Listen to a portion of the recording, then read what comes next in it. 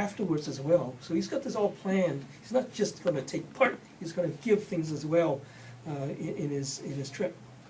So our next speaker is preparing for his presentation in Malaysia. He'll be delivering a presentation on the characteristics of high-level performers. Today's presentation is a sample of his overall presentation. At Railroad Toastmasters, he presented the first part, and now he wants to get to practice on the next part of his overall presentation. This is a timeless subject, and its value for all our members and society in general. Today, Vic Lindo will deliver briefly his next 4 characteristics on high-level performers. Taking action on his suggestions may be of value to all of us. Would you please welcome Vic Lindo on part 2 of high-level performers. Vic.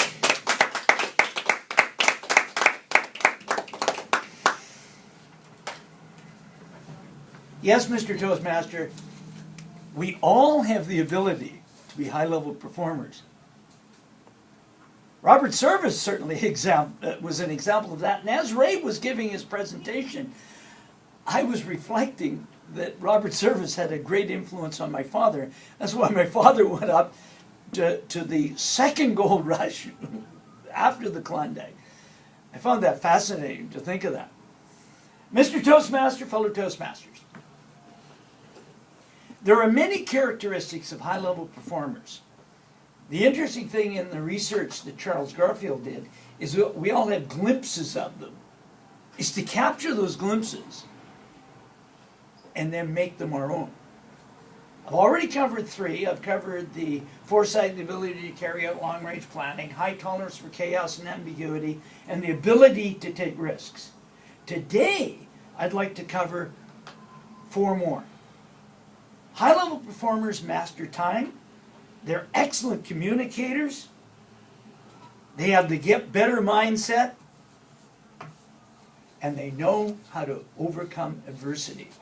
They have high AQ points. When we're talking about any of us thinking about mastering time, Harvey talks about it frequently when he says how important it is to prepare, how important it is to practice. None of that would take place unless you mastered time. Napoleon Hill, in his book, 17 Principles of Success, very simply said, show me how a person spends their free time, and I'll tell you where they'll be in 10 years.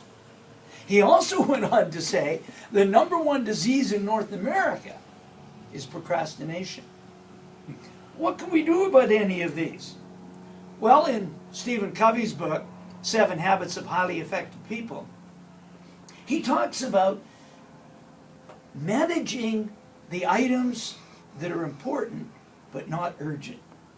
If any of you have read Stephen Covey's material, you would see he talks about quadrant 1, quadrant 2. Let me just indicate. Quadrant 1 is important and urgent. Would you suggest that a heart attack goes in there? This is yes. Prevention of a heart attack, though, might be important, but not urgent. We have to be careful about assessing items that are important, but not urgent. Unless we deal with items that are important, but not urgent, they creep over into quadrant 1. Raymond came close to that by recognizing that he'd booked his flight, he booked his hotel, and he had not booked the convention. Can you imagine what would have happened if that had migrated over to quadrant 1? It was close. Raymond would have been there on the outside saying, what happened today? To his roommate, Vic Lindo. In Brian Tracy's book on To Eat the Frog, he talks about procrastination. And I'd like to read the introduction to his book because I think it fits so appropriately to overcoming procrastination. If you're like most people today, you're overwhelmed with too much to do and too little time. As you struggle to get caught up, new tasks and responsibilities keep rolling in like the tides. Because of this, you'll never be able to do everything you have to do. You'll never get caught up. You'll always be behind in some tasks and responsibilities, and probably in many of them. But he has a suggestion. He says the average person who develops a habit of setting clear priorities and getting important tasks completed quickly will run circles around a genius who talks a lot and makes wonderful plans and gets very little done. But here's the key.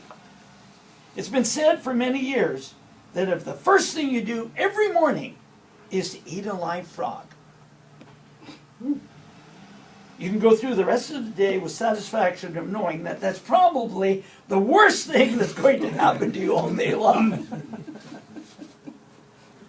Your frog is your biggest, most important task. The one you're most likely to procrastinate if you don't do something about it. It's also the one task that can have the greatest positive effect or impact on your life and results at the moment.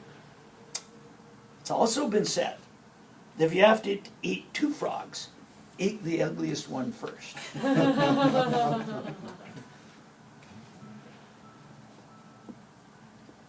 If procrastination is the #1 disease in North America, it would behoove us to help our children, our grandchildren, and ourselves overcome procrastination. And Toastmasters gives an incredible opportunity. You got that frog to eat? Well, get a couple of them out of the way first thing in the morning. Now, another characteristic of high-level performers is they are incredibly effective at communication.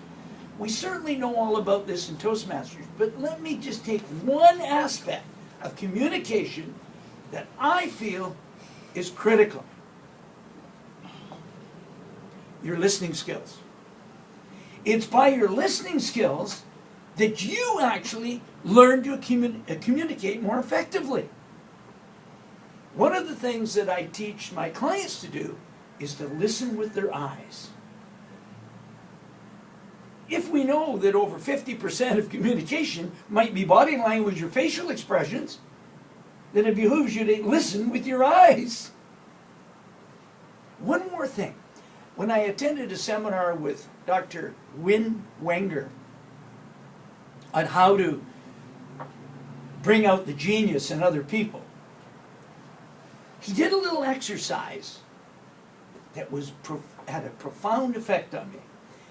He took us and divided it as 1, 2, 1, 2, 1, 2, and took all the 2s out of the room. I was one of the 2s. He said, all you're going to do is ask the person next to you, what's your #1 goal for this year or the next 6 months? That's it. And then, when they tell you, you only ask one question. Why is that important to you now? When they answer, you only ask one question. Why is that important to you now? And then when they answer, you only ask one question. Why is that important to you now? Now, the funniest thing about that particular question is you keep going, are they going to catch on to this, what I'm doing? The most amazing thing is that you will bring out the genius in them, and that's all you're there for. Many of the people who did that exercise that particular day thought that it was an active listening exercise. Active listening, I think most of us know, is giving feedback on what you've heard. It's not active listening. It's bringing out the genius in that individual. Take the courage sometime to see if you can go 9 deep on that question.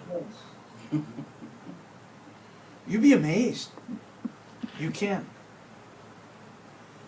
As we heard earlier, the Get Better mindset happens to be the most essential mindset in our society today. Carol Dweck, in her book, The Mindset Book, said that there's the Be Good mindset and the Get Better mindset. The Be Good mindset is spending time protecting their Be Good status. The Get Better mindset is out there exploring and venturing into new areas. The Be Good mindset is illustrated when you're at university and the professor is going off track a little bit. Oh, that's interesting. They're going off track. That's the get better mindset. They go, oh, wow, that's interesting. Ah, what does the be good mindset do? They put their hand up. And what's the question? Where are you going? It could be where you're going. You know what it really is, though?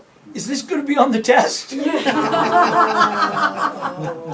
Oh, yeah? Because they're doing the protect the big. So, with my grandchildren, I very simply say, Brody, you're going to a hockey game tomorrow. What do you want to get better at? He writes down what he wants to get better at, and he draws a little diagram, and then he visualizes it, and then Grandpa says the next day, well, what did you get better at? And he goes and explains to me. Teach the get better. Now the final one that I'm going to talk about today is the adversity quotient. We want to acquire as many adversity quotient points as we can. You only acquire them if you're a climber. You'll never get them if you're a quitter or a camper. Be a climber, and you'll pick up the adversity quotient points. The 3 or 4 that I covered today: mastery of time, communication skills, get better mindset, and develop the AQ. Mr. Toastmaster.